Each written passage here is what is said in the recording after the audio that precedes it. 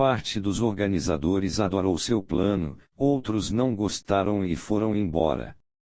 Dias antes de inaugurarem a exposição, a sociedade recebeu a obra mais estranha até aquele momento, um urinol montado em sua parte traseira, com as palavras Rua Emilt 1917 pintadas em grandes letras pretas na borda. A obra chamava-se Fonte e aparentemente havia sido inscrita por um Mr. Matt, junto com a taxa de membro exigida.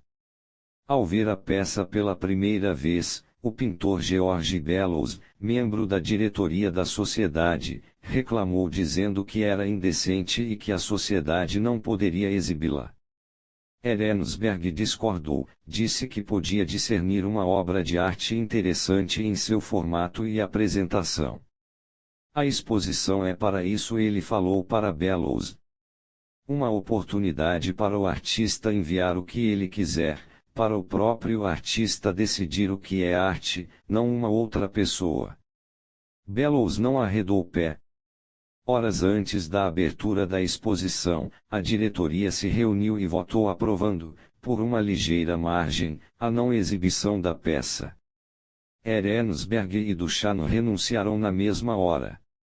Nos artigos publicados nos jornais sobre esta controvérsia, falava-se do objeto polidamente como um acessório de banheiro. Isso despertou muita curiosidade, e um ar de mistério envolveu o assunto. Na época da exposição, Duchamp fazia parte de um grupo de artistas que publicava uma revista chamada The Blind Man. No segundo número da revista saiu uma fotografia da fonte tirada pelo grande fotógrafo Alfred Stieglitz, que iluminou lindamente o urinol de modo que uma sombra caísse sobre ele como uma espécie de véu, conferindo-lhe uma aparência levemente religiosa, junto com algo vagamente sexual em sua inegável forma de vagina quando recostado na parte de trás. The Blind Man também publicou um editorial, o caso Richard Matt, que defendia a obra e criticava sua exclusão da mostra. A fonte de Ezra Matt não é imoral, não mais do que uma banheira é imoral, se Ezra Matt fez ou não a fonte com suas próprias mãos não importa. Ele a escolheu. Ele pegou um objeto real comum, colocou-o de modo que seu significado útil desaparecesse sob o novo título e ponto de vista, criou uma nova ideia para esse objeto. Logo ficou claro que o criador da fonte era nada menos do que Duchamp. E ao longo dos anos a obra começou a assumir uma vida própria, mesmo depois de desaparecer misteriosamente do ateliê de Stieglitz e nunca mais ser encontrada. Por alguma razão a fotografia e a história da fonte inspiraram ideias sem fim sobre arte e produção de arte. A obra em si teve estranhos poderes de choque e atração. Em 1953, a Sydney Janis Gallery, em Nova York, foi autorizada por Duchamp a exibir uma réplica da fonte em seu portão de entrada, um ramo de visgo emergindo da bacia. Logo mais, réplicas foram aparecendo nas galerias, mostras retrospectivas das obras de Duchamp, e coleções de museus. A fonte tornou-se um objeto de fetiche, algo para se colecionar. Réplicas foram vendidas por mais de $1 milhão. Todos pareciam ver o que queriam na peça. Exibida em museus, ainda costuma chocar o público, algumas pessoas incomodadas pelo próprio urinol, outras por sua apresentação como arte.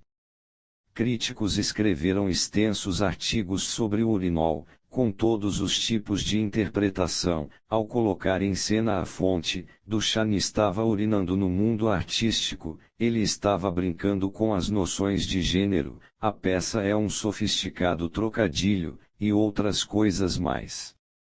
O que os organizadores da mostra de 1917 acreditaram ser um simples objeto indecente, indigno de ser considerado arte, havia se tornado uma das obras mais controvertidas, escandalosas e analisadas do século XX. Interpretação. Ao longo de todo o século XX, muitos artistas exerceram influência sendo não convencionais: os dadaístas, os surrealistas, Pablo Picasso, Salvador Dalí. A lista é extensa. Mas, de todos eles, Marcel Duchamp foi quem provavelmente causou o maior impacto sobre a arte moderna, e o que ele chamou de suas prontas para usar são talvez as mais importantes de todas as suas obras. As prontas para usar são objetos do cotidiano, às vezes exatamente como eles são feitos: uma pá de neve, uma prateleira para garrafas, às vezes ligeiramente alterados, o urinol apoiado de costas, o bigode e o cavanhaque desenhados sobre uma reprodução da Mona Lisa, escolhidos pelo artista e em seguida colocados em uma galeria ou museu. Duchamp estava dando prioridade às ideias de arte sobre suas imagens. Suas prontas para usar, banais e desinteressantes em si mesmas, inspiravam todos os tipos de associações, dúvidas e interpretações. Um urinol pode ser um lugar comum desgastado, mas apresentá-lo como arte fugiu totalmente ao convencional e despertou ideias coléricas, irritantes e desvairadas. Compreenda, na guerra, na política e na cultura o que é não convencional, sejam os elefantes e bois de Aníbal ou o urinol de Duchamp, nunca é material, ou melhor, nunca é apenas material. O não convencional só pode surgir da mente, algo surpreende, não é o que esperávamos. Em geral, basearmos nossas expectativas em convenções, clichês, hábitos familiares de ver as coisas, naquilo que é comum. Muitos artistas, escritores e outros produtores de cultura parecem acreditar que o auge do não convencionalismo é criar imagens, textos e outras obras que são simplesmente esquisitas, surpreendentes ou chocantes de alguma maneira. Estas obras podem gerar um furor momentâneo, mas não têm nada da força do não convencional e extraordinário porque não possuem nenhum contexto contra o qual gerar atrito, elas não contrariam nossas expectativas.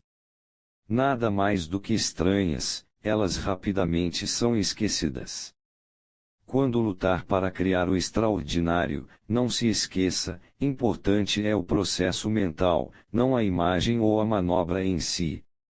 O que realmente choca e não sai da cabeça são aquelas obras e ideias que brotam do solo do que é comum e banal, que são inesperadas, que nos fazem questionar e contestar a própria natureza da realidade que vemos à nossa volta. Decididamente, na arte, o não convencional só pode ser estratégico. Imagem. O arado. O solo precisa estar preparado. As lâminas do arado reviram a terra em constante movimento, arejando o solo. O processo deve continuar todos os anos ou as ervas mais daninhas tomarão conta e o solo cheio de grumo sufocará toda a vida. Da terra, arada e fertilizada, as plantas mais nutritivas e maravilhosas podem emergir. A autoridade, em geral, enfrenta-se o inimigo com o que é ortodoxo, e se conquista a vitória com o heterodoxo. O heterodoxo e o ortodoxo se produzem mutuamente, como um ciclo vicioso. Quem pode esgotá-los? Sun Tzu, século IV a.C. Inverso.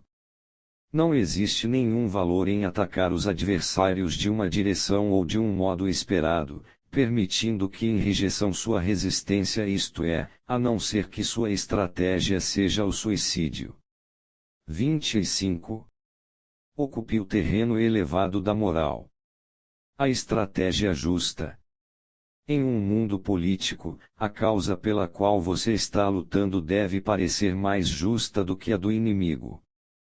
Pense nisto como o terreno moral que você e o outro lado estão disputando, ao questionar os motivos de seus adversários e fazê-los parecer perversos, você pode estreitar suas bases de apoio e espaço de manobra. Maiar nos pontos frágeis da imagem pública deles, expondo possíveis hipocrisias. Jamais suponha que a justiça de sua causa seja evidente por si mesma, publique-a e a promova. Quando você mesmo sofrer ataques morais de um inimigo esperto, não se lamente ou se zangue, combata fogo com fogo. Se possível, coloque-se na posição do injustiçado, da vítima, do mártir. Aprenda a impor a culpa como uma arma moral. A ofensiva moral. Em 1513, Giovanni de Médici, de 37 anos e filho do ilustre Florentino Lorenzo de Médici, foi eleito Papa e adotou o nome de Leão X. A igreja que Leão agora liderava era em muitos aspectos o poder dominante político e econômico na Europa, e Leão, amante de poesia, teatro e pintura, como outros em sua famosa família, queria fazer com que ela fosse também uma grande patrocinadora das artes. Papos anteriores haviam começado a construção da Basílica de São Pedro, em Roma, sede da Igreja Católica. Mas haviam deixado a estrutura inacabada. Leão queria terminar este majestoso projeto, associando-o para sempre a seu nome, mas precisaria levantar um volumoso capital para pagar os melhores artistas que trabalhariam nele. E assim, em 1517, Leão lançou uma campanha para vender indulgências. Naquela época, como agora, os fiéis católicos confessavam habitualmente seus pecados a seus padres, que reforçavam a contrição atribuindo-lhes uma penitência, uma espécie de punição mundana. Hoje isto talvez significasse apenas fazer uma oração ou rezar o terço, mas as penitências já foram mais severas, incluindo jejuns e peregrinações ou o pagamento em dinheiro conhecido como indulgências.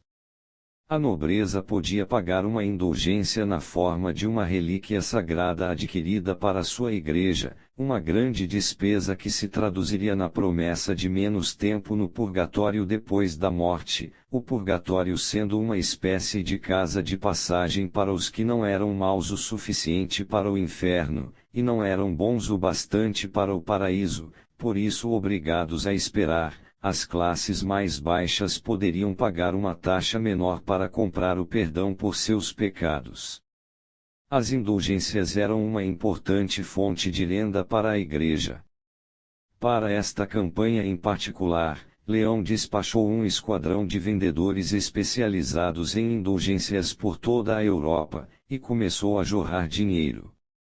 Como seu principal arquiteto para o término da Basílica de São Pedro, ele nomeou o grande artista Rafael, que planejou fazer do prédio uma esplêndida obra de arte, herança eterna de Leão para o mundo. Tudo estava indo bem, até que, em outubro de 1517, o Papa recebeu a notícia de que um padre chamado Martinho Lutero, de 1483 a 1546, um irritante teólogo alemão, havia pregado nos portões da igreja do castelo de Wittenberg um texto intitulado As 95 Teses. Como muitos documentos importantes da época, estava originalmente em latim, mas depois fora traduzido para o alemão, impresso e distribuído entre o público, e em poucas semanas parecia que a Alemanha inteira tinha lido. As 95 teses eram essencialmente um ataque à prática da venda de indulgências. Era função de Deus, não da Igreja, perdoar os pecadores, argumentava Lutero, e esse perdão não podia ser comprado. O texto seguia dizendo que a autoridade máxima eram as Escrituras. Se o Papa podia citá-las para refutar os argumentos de Lutero, o padre ficaria feliz em se retratar. O Papa não leu os escritos de Lutero, ele preferia poesia a discussões teológicas. E um único padre alemão certamente não representava nenhuma ameaça à utilização das indulgências para patrocinar projetos dignos, muito menos a própria Igreja. Mas Lutero parecia estar desafiando a autoridade da Igreja em um sentido amplo, e Leão sabia que uma heresia que não fosse reprimida podia se tornar o centro de uma seita. Em séculos anteriores, a Igreja tivera que sufocar essas seitas dissidentes na Europa com o uso da força, melhor silenciar Lutero antes que fosse tarde demais. Leão começou com uma atitude relativamente delicada, pedindo ao respeitado teólogo católico Sylvester Mazzolini, em geral conhecido como Prieras, para escrever a Lutero uma resposta oficial na esperança de assustar o padre a tal ponto que ele cedesse. Prieras proclamou que o Papa era a mais alta autoridade na Igreja, mais ainda do que a Escritura na verdade, que o Papa era infalível. Ele citou vários textos teológicos escritos ao longo dos séculos confirmando esta afirmativa. Ele também atacou Lutero pessoalmente, chamando-o de bastardo e questionando seus motivos. Talvez o padre alemão estivesse tentando conseguir um bispado. Prieras concluiu com estas palavras: quem diz que a Igreja de Roma não pode fazer o que está na verdade fazendo por meio das indulgências é um herege. O aviso era bastante claro. Leão estava com a cabeça ocupada durante estes anos, inclusive com a agitação no Império Otomano e um plano para lançar uma nova cruzada, mas a resposta de Lutero a Prieras chamou logo sua atenção. Lutero escreveu um texto no qual criticava os escritos de Prieras à Igreja. Ele dizia: não responderá às suas acusações e não baseará seus argumentos na Escritura. A não ser que sua autoridade para conceder indulgências e excomungar hereges estivesse enraizada na Bíblia, ela não era de natureza espiritual, mas mundana, política, e esse tipo de autoridade podia e devia ser contestada. Lutero publicou seu texto junto com o de Prieras, para que os leitores pudessem comparar os dois e tirar suas próprias conclusões. Sua citação direta de Prieras, seu tom ousado e zombador, e sua utilização da recém-desenvolvida tecnologia de imprensa para divulgar sua mensagem de uma forma ampla, tudo isto foi muito chocante e novo para os oficiais da Igreja. Eles estavam lidando com um homem esperto e perigoso. Ficou claro para Leão agora que a guerra entre a Igreja e Lutero era uma questão de vida ou morte. Enquanto o Papa pensava em um jeito de levar o padre alemão até Roma e julgá-lo como herege, Lutero acelerava sua campanha, continuando a publicar em um ritmo alarmante, em um tom cada vez mais cáustico. Em uma carta aberta à nobreza cristã da nação alemã, ele afirmou que Roma havia usado sua autoridade espúria para intimidar e amedrontar o povo alemão durante séculos, transformando os reinos germânicos em estados vassalos. A Igreja, ele disse novamente, era um poder político, não espiritual, e para escorar seu governo mundano havia recorrido a mentiras, documentos forjados, todos os meios que fossem necessários. Sobre o cativeiro babilônico da Igreja, ele voltou a atacar o estilo de vida luxuoso do Papa, a prostituição entre a hierarquia da Igreja, a arte blasfematória patrocinada por Leão. O Papa chegará ao ponto de mandar encenar uma peça imoral e obscena de Maquiavel, chamada Mandragola, dentro do próprio Vaticano. Lutero comparou o comportamento correto defendido pela Igreja com o modo como os cardeais realmente viviam. O Papa e seu séquito, Lutero acusava, que eram os verdadeiros hereges, não ele. De fato, o Papa era o Anticristo. A Leão parecia que Lutero havia reagido à ameaça de Prieras elevando a temperatura. Nitidamente a ameaça tinha sido fraca, o Papa tinha sido tolerante demais. Era hora de mostrar força de verdade e encerrar esta guerra.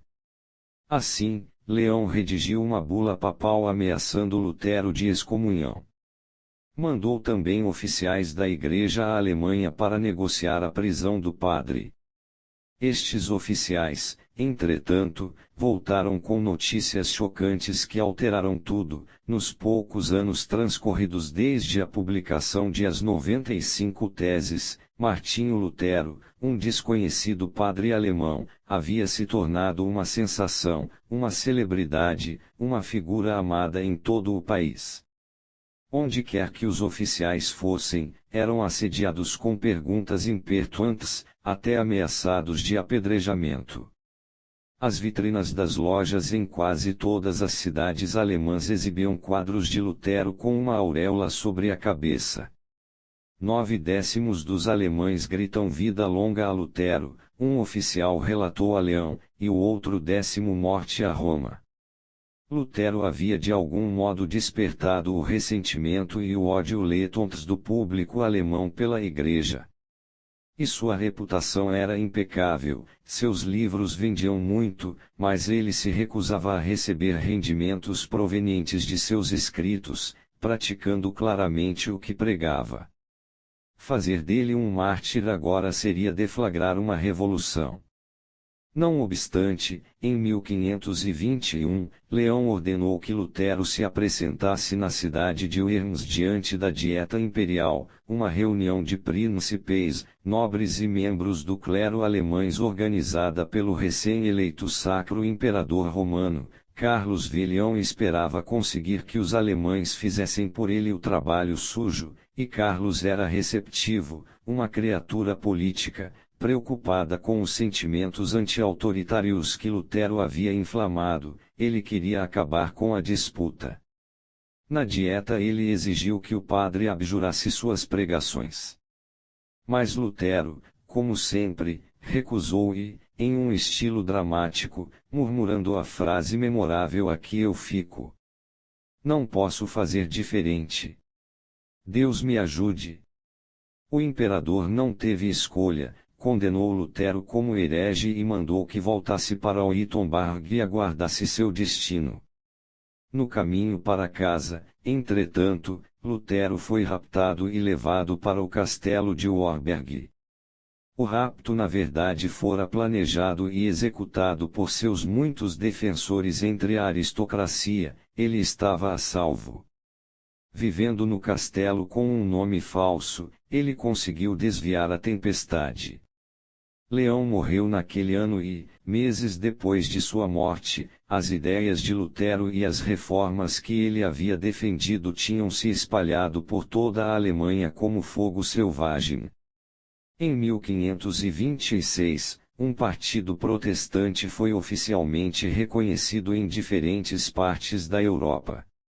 Assim nasceu a Reforma e com ela o imenso poder secular da Igreja Católica, pelo menos como a que Leão havia herdado, estava irrevogavelmente quebrado. Esse obscuro, pedante, padre de Wittenberg tinha vencido a guerra. Interpretação. A intenção original de Lutero em suas 95 teses era discutir uma questão teológica, a relação, ou sua inexistência, entre o perdão de Deus e as indulgências papais. Mas ao ler a resposta de Prieras a seu argumento, algo mudou nele. O Papa e seus homens não haviam encontrado justificativas para as indulgências na Bíblia. Havia muito mais coisas que eles também não podiam justificar, tal como o poder ilimitado do Papa para excomungar. Lutero acabou acreditando que a Igreja precisava de reformas drásticas. Uma reforma, entretanto, exigiria poder político. Se Lutero simplesmente vituperasse contra a iniquidade da Igreja do púlpito ou entre seus colegas padres, não chegaria a lugar algum. O Papa e seus homens o haviam atacado pessoalmente, questionando seus motivos. Agora Lutero, por sua vez, partiria para a ofensiva, combatendo fogo com fogo. A estratégia de Lutero foi tornar a guerra pública, transformando sua causa moral em política. Ele fez isto explorando os avanços na tecnologia de imprensa feitos no século anterior. Seus textos, redigidos em uma linguagem vigorosa, irada, que apelava para as massas, foram amplamente divulgados. Ele escolheu pontos de ataque que insultariam particularmente o povo alemão, o estilo de vida decadente do Papa, patrocinado pela venda de indulgências, o uso do poder da Igreja para se meter na política alemã, e daí por diante. Talvez o mais devastador de tudo, Lutero expunha as hipocrisias da Igreja. Com estas várias táticas, ele foi capaz de acender e atiçar uma ira moral que se espalhou como fogo, manchando para sempre a visão que o público tinha não só do Papa, mas da própria Igreja. Lutero sabia que Leão ia responder, não com argumentos baseados na Bíblia, mas com opressão, o que, ele também sabia, faria sua causa brilhar ainda mais. E assim, com uma linguagem e argumentos incendiários que questionavam a autoridade de Leão, ele atraiu o Papa para contra-ataques imprudentes. Lutero já levava uma vida exemplar, mas foi ainda mais longe ao recusar todos os rendimentos de seus escritos. Este movimento amplamente conhecido, com efeito, fez de sua bondade um espetáculo teatral, um assunto para consumo do público. Em poucos anos Lutero ganhou tanto apoio entre as massas que o Papa não podia combatê-lo sem provocar uma revolução. Ao usar a moral de uma forma tão consciente e pública, ele a transformou em uma estratégia para conquistar poder. A reforma foi uma das maiores vitórias políticas da história. Compreenda, você não pode vencer guerras sem apoio público e político, mas as pessoas hesitarão em ficar a seu lado ou defender sua causa se ela não parecer correta e justa. Como Lutero percebeu, é preciso estratégia e domínio de cena para apresentar sua causa como justa. Primeiro, é prudente escolher uma luta com um inimigo que você possa retratar como autoritário, hipócrita e sedento de poder. Usando todos os meios disponíveis, você ataca primeiro os pontos vulneráveis do adversário com uma ofensiva moral. Você torna a sua linguagem forte e atraente para as massas, e a elabora, se puder, para dar às pessoas a oportunidade de expressar a hostilidade que já sentem. Você cita as próprias palavras de seus inimigos devolvendo-as para fazer seus ataques parecerem justos, quase desinteressados. Você cria um estigma moral que gruda neles como cola. Atraindo-os para um contra-ataque opressivo, você conquistará ainda mais apoio do público. Em vez de trombetear sua própria bondade, o que faria você parecer presunçoso e arrogante, você a mostra com o contraste entre as ações irracionais deles e suas próprias atitudes em defesa de uma causa. Apanhei para eles a acusação mais fulminante de todas, que eles estão atrás do poder, enquanto você é motivado por algo mais elevado e altruísta. Não se preocupe com as manipulações a que terá de recorrer para vencer esta batalha moral. Ao demonstrar publicamente que sua causa é mais justa do que a do inimigo, você distrai as pessoas para que não vejam os meios de que você se utiliza. Há sempre agrupamentos humanos concretos que combatem outros agrupamentos concretos em nome da justiça, humanidade, ordem ou paz. Ao ser censurado por imoralidade e cinismo, o espectador de fenômenos políticos pode sempre reconhecer nessas censuras uma arma política usada no combate real. Carl Schmitt, de 1888 a 1985. Chaves para a guerra. Em quase todas as culturas, a moral, a definição de bom e mal, originou-se como um meio para diferenciar uma classe de pessoas de outra. Na Grécia Antiga, por exemplo, a palavra para bom foi primeiro associada à nobreza, às classes mais altas que serviam ao Estado e provavam sua bravura no campo de batalha. Os maus, à base, autocentrada e covarde, eram em geral as classes mais baixas. Com o tempo, desenvolveu-se um sistema de ética que servia a uma função semelhante, porém mais sofisticada, a de disciplinar a sociedade, separando o antissocial e mal do que é social e bom. As sociedades usam ideias sobre o que é e o que não é moral para criar valores que lhes são úteis. Quando estes valores se tornam antiquados ou deixam de ser convenientes, a moral lentamente muda e evolui. Há indivíduos e grupos, entretanto, que usam a moral com um propósito bem diferente, não para manter a ordem social, mas para obter vantagem em uma situação competitiva, tal como a guerra, a política ou os negócios. Nas mãos deles, a moral se torna uma arma que empunham para chamar atenção para a causa que defendem, enquanto distraem as atenções de atos mais desagradáveis, menos nobres, inevitáveis em qualquer luta pelo poder.